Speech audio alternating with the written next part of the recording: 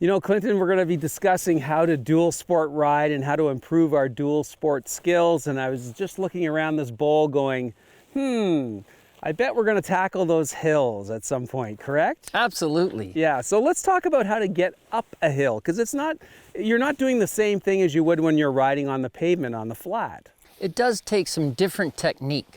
Our advice is always let your buddy go first. Good advice. You'll see how steep it is, where the traction is, watch what line they take, and if they're not successful, don't do that line. Follow.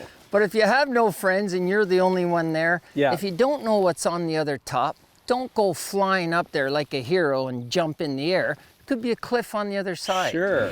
So slow and easy, but on the uphill, our body position is important. Right. We can't sit down.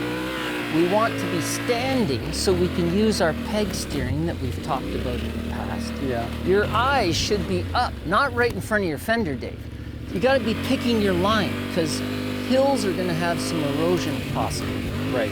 When you take the grass away and it rains hard, rain is going to gut that hill. And if you get caught up in ruts, or cross-rutted in them, that could be a problem. Right. Next, we want to talk about momentum. The best speed up a hill is if you were 3/4 of the way up, you could actually pull in the clutch and coast the rest of the way. Oh, really? Okay. It is way better to be able to slow down on the uphill rather than halfway up realize, you know what, I haven't got enough.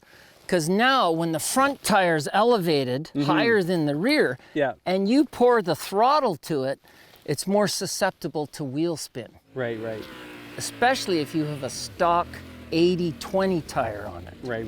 So we want enough oomph built up on the flat approach that it carries us up that hill. Okay, and it's easier to sort of slow yourself down if you perhaps are going too fast than it is to try to make it up. Absolutely. Interesting.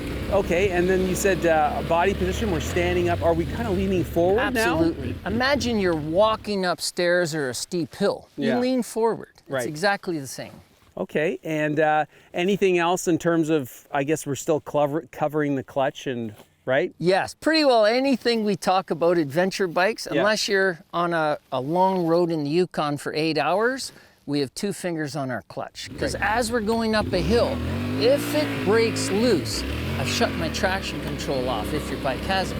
If that back wheel breaks loose, it may go sideways, and now you're going up the hill a different direction than you planned. Right. Slip the clutch in, recover, pour the coal back to it. Pour the coal back to it. I love it. Some great advice there on going up a hill. Thank you, Clinton. My pleasure.